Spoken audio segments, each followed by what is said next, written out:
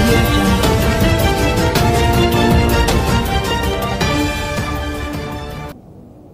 నమస్కారం. ఒక రాజకీయ ఎజెండా కాదండి. ఫస్ట్ గమనించాల్సినది ఇక్కడ రాజకీయ పార్టీలన్నీ కూడా మాది మాది మాది మేమే మేమే మేమే అని చెప్తారు. అంతా మీరే మొత్తం ఈ రాష్ట్రాన్ని కొంప ముంచింది మొత్తం కూడా మీరే.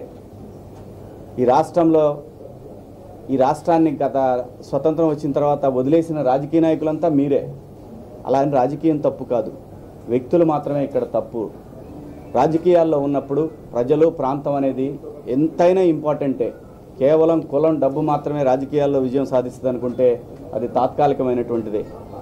ఈ రోజున ఆంధ్రప్రదేశ్కి విభజించబడ్డ ఆంధ్రప్రదేశ్కి మనకి రావాల్సినటువంటి ఏ ఒక్క విషయంలో కూడా విద్యా సంస్థలు కానివ్వండి, రైల్వే జోన్ కానివ్వండి, ట్రైబల్ యూనివర్సిటీ కానివ్వండి, అలాగే ఈ ప్రాంతానికి రావాల్సినటువంటి పెట్రోలియం కారిడార్ కానివ్వండి, చెన్నైను విశాఖ నగరం కారిడార్ కానివ్వండి, ఏ ఒక్క దాంట్లో కూడా మనకు న్యాయం లేదు.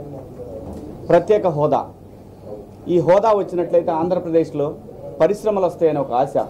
అలాగే 2014 తర్వాత ఈ దిక్కుమాలిన ఆర్థిక సంఘం ఒకటి వచ్చిందని దాని మీద అనుకుంటున్నా కూడా 2015 అమల్లోకి వచ్చింది. అది దాని ముందు మనకి ఖచ్చితంగా వచ్చుంటే సంవత్సరానికి 15,000 కోట్ల రూపాయల క్యాష్ కూడా మనకి ఆంధ్రప్రదేశ్కి వచ్చేది, మిగతా ప్రత్యేక హోదా ఉన్నటువంటి రాష్ట్రాలతో పాటు.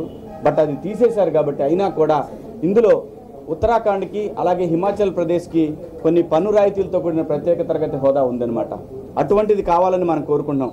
అదే కనుక వస్తే ఆంధ్రప్రదేశ్లో నిరుద్యోగం అనేది ఉండదు, ఎట్టి పరిస్థితిలో కూడా ఉండదు. అలాగే మనం ఎవ్వరం కూడా వ్యాపారస్తులు, ముఖ్యంగా వ్యాపారస్తులందరూ గుర్తుపెట్టుకోవాల్సిన విషయం, ఈ జిఎస్టీ అనే మహమ్మారి నుంచి బయటపడతాం మనం.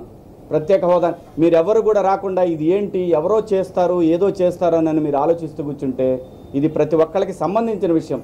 అది ఎప్పటికి కూడా మన మధ్యలో ఏమీ లేదు, ఐక్యత లేదనే సంకేతాలు రాజకీయ పార్టీలకు వెళతాయి, కేంద్రంలో ఉన్న పార్టీలకి. కాబట్టి దయచేసి అందరూ కూడా జిఎస్టీ వెసులుబాటు ఉంది, అలాగే ఉద్యోగస్తులైతే ఇన్కమ్ ట్యాక్స్ వెసులుబాటు ఉంది, అలాగే విద్యార్థులకైతే మంచి మంచి కాలేజీలు వచ్చే అవకాశం ఉంది, అలాగే ఎంప్లాయ్మెంట్ వచ్చే అవకాశం ఉంది, అలాగే వ్యవసాయదారులు అయితే వాళ్ళకి ట్రాన్స్పోర్టేషన్ ట్యాక్స్, చెస్సులు గిస్సులు ఏమీ ఉండవు. అంత అద్భుతమైనటువంటి ఒక ప్రత్యేక హోదా అనే దాన్ని వదులుకోవటం అనేది అది రాబోయే తరాలను మనం అన్యాయం చేసినట్టు.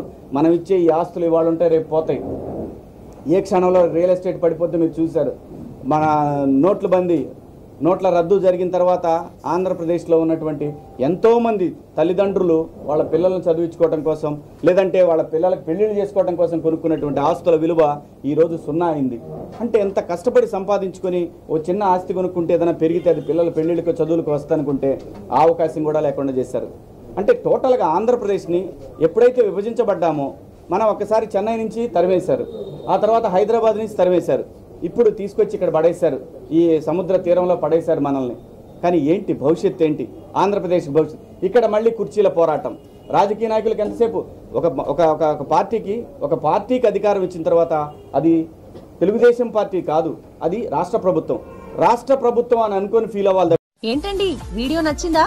అయితే ఓ లైక్ వేసుకోండి, లేదంటే ఓ కామెంట్ చేయండి. ఎప్పటికప్పుడు మా వీడియోస్ చూడాలంటే సబ్స్క్రైబ్ చేసుకోండి.